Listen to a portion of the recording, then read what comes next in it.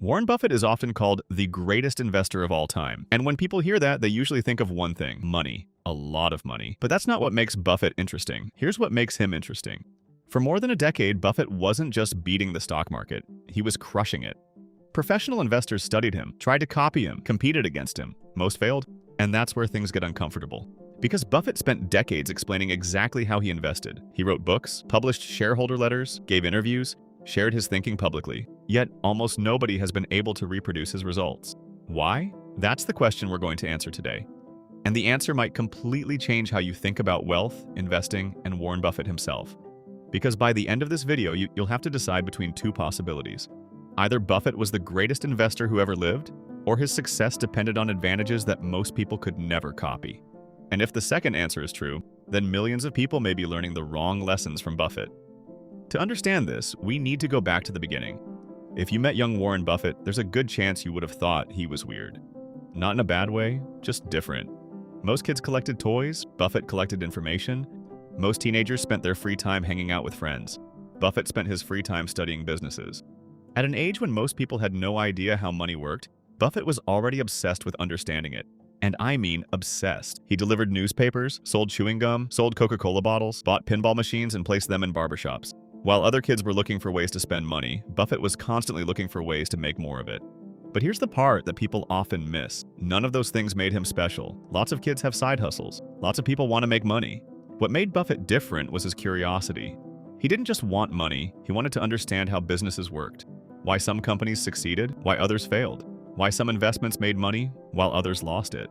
And once he became interested in those questions, he never really stopped looking for answers. As Buffett got older, that curiosity turned into something much bigger. Most people think Buffett's superpower was picking stocks. It wasn't. His real superpower was pattern recognition. While other investors were chasing tips and predictions, Buffett was studying businesses, thousands of them, for years.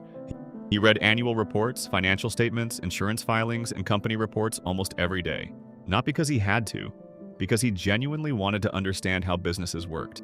After studying thousands of companies, something happened. He began noticing patterns that other investors missed. Think of an experienced doctor. After seeing thousands of patients, they often notice symptoms that others overlook. Not because they're guessing, because they've seen similar situations so many times before. That's what happened with Buffett. The more businesses he studied, the better he became at spotting opportunities and avoiding mistakes. Buffett's obsession with business eventually led him to study under Benjamin Graham, the man often called the father of value investing. Graham taught a simple idea: don't think like a stock trader, think like a business owner. Look for situations where the market is pricing a business below its true value. Buffett loved the idea. After college, he started investing using Graham's approach, and the results were impressive. He launched a small investment partnership and began managing money for friends and family. Year after year, he kept beating the market. As his reputation grew, more money came in. As more money came in, Buffett needed bigger opportunities. Then he found a struggling textile company called Berkshire Hathaway. At first, he bought shares because he thought they were cheap, but over time, something unexpected happened. Instead of simply owning stock in Berkshire, Buffett took control of the company itself. And once he controlled Berkshire, he started using it to buy other businesses. Not just stocks, entire businesses. One of the most important purchases came in 1967, when Berkshire bought an insurance company called National Indemnity. That deal gave Buffett access to something that would completely change the future of Berkshire Hathaway: insurance float. An insurance company collects money from customers today, but usually pays claims months or years later. Until those claims need to be paid, that money sits there. That temporary pool of money is called insurance float. Most people saw insurance, Buffett saw fuel, because float gave him access to something every investor wants: more capital. But how did Buffett get access to it? Simple. He didn't just buy stocks, he bought entire businesses.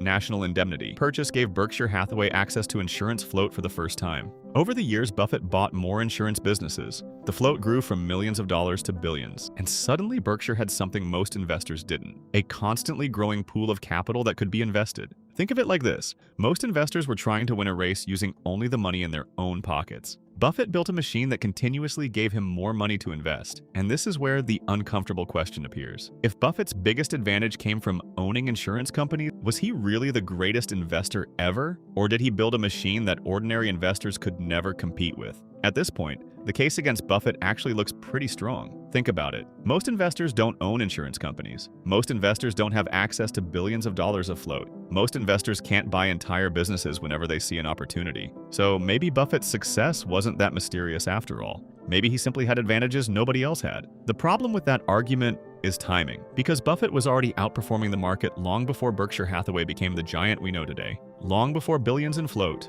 long before private deals, long before CEOs were calling him for advice. In other words, the machine didn't create Buffett. Buffett created the machine. And that's an important distinction, because if the machine was the secret, then every insurance company owner should have become Warren Buffett. They didn't. Even today, there are plenty of investors with access to huge amounts of money. Very few have achieved anything close to Buffett's results, so what was he doing differently? The answer lies in something most people completely overlook. Buffett wasn't trying to find more opportunities. He was trying to find fewer opportunities. That sounds backwards. Most investors are constantly searching for the next stock, the next trend, the next big thing. Buffett did the opposite. He spent most of his time waiting, and waiting is harder than it sounds. Imagine you're standing in a room where people are making money every day. One person made 50%, another doubled their money.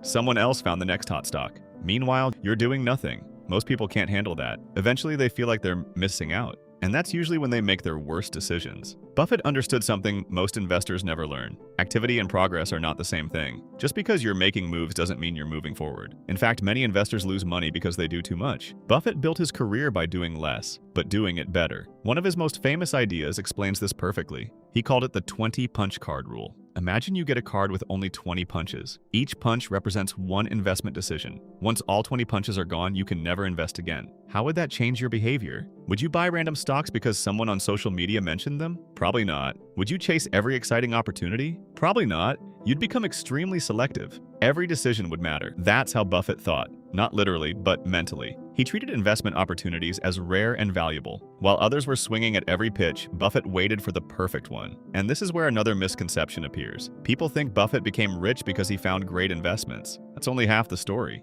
Buffett became rich because he avoided terrible investments. The difference is huge. Finding a winner helps you. A disastrous investment can destroy you. Buffett understood that survival comes first. For decades, his goal wasn't to maximize returns. His goal was to avoid permanent mistakes. And once you understand that, something interesting happens. You stop seeing Buffett as a stock picker. You start seeing him as a risk manager. That's a completely different perspective, and it explains why one of the most important periods of his career arrived in the late 1990s. Because for the first time in years, Buffett looked completely wrong. Technology stocks were exploding. Internet companies were becoming worth billions. People with no investing experience were making fortunes. People were getting rich faster than ever before, and he refused to join them. The media criticized him. Investors criticized him. Some even said he had lost his touch. For years, it looked like they might be right. And here's the important question. Why didn't Buffett give in? Why didn't he simply follow the crowd? Because that's exactly what most investors would have done. The answer reveals what may have been his greatest advantage of all. And it had nothing to do with money, nothing to do with insurance float, nothing to do with stock picking. It was psychological. The late 1990s were the ultimate test. Technology stocks were going crazy.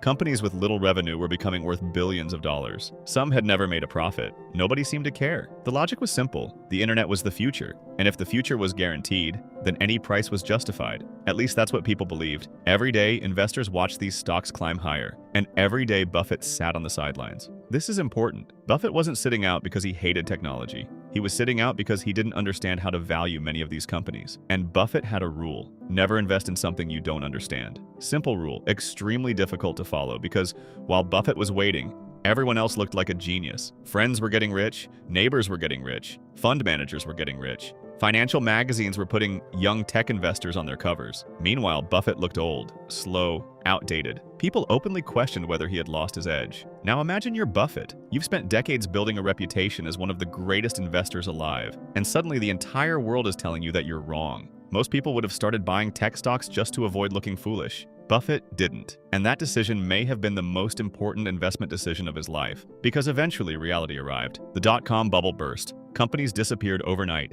Billions of dollars evaporated. Many investors who looked like geniuses a year earlier were wiped out, and Buffett was still standing. This is why I believe Buffett's greatest advantage wasn't intelligence, it wasn't insurance float, it wasn't even investing skill, it was emotional control. The ability to stay rational when everyone else became irrational. The ability to say, I don't know. The ability to do nothing when doing nothing was unpopular. Most people think investing is about making great decisions. Buffett understood something deeper. Investing is often about avoiding stupid decisions. And over 50 years, that difference became enormous. Which finally brings us back to the question we asked at the beginning. Was Warren Buffett the greatest investor who ever lived? Or did he simply build a machine that ordinary investors could never compete with? After looking at the evidence, I think the answer is both simpler and more uncomfortable than most people expect. Yes, Buffett had advantages, massive advantages, insurance float, access to opportunities, a reputation that opened doors, but those advantages weren't handed to him. He built them. The float didn't create Buffett. Buffett created the float. The reputation didn't create Buffett. Buffett created the reputation. The opportunities didn't create Buffett. Buffett earned access to those opportunities through decades of disciplined decision-making. That's the key difference. Most people look at the machine, they ignore the person who built it. And that's why so many people misunderstand Buffett. They try to copy his investments when they should be studying his thinking. Because the real lesson isn't Coca-Cola or Apple or American Express. The real lesson is that Buffett spent his entire life creating systems that reduced mistakes. That's what made him dangerous. Not predicting the future, not finding secret information, making fewer bad decisions than almost everyone else, year after year, decade after decade. So how good was Warren Buffett actually? Good enough that even after explaining his strategy publicly for decades, almost nobody has been able to match his results. Good enough that investors still study his decisions more than half a century later. And good enough that the debate about his greatness still exists today. But here's the twist. The biggest lesson from Buffett's career has almost nothing to do with investing. It's about how wealth is really created. Because Buffett didn't become one of the richest people in history by saving money. He became wealthy by putting money to work.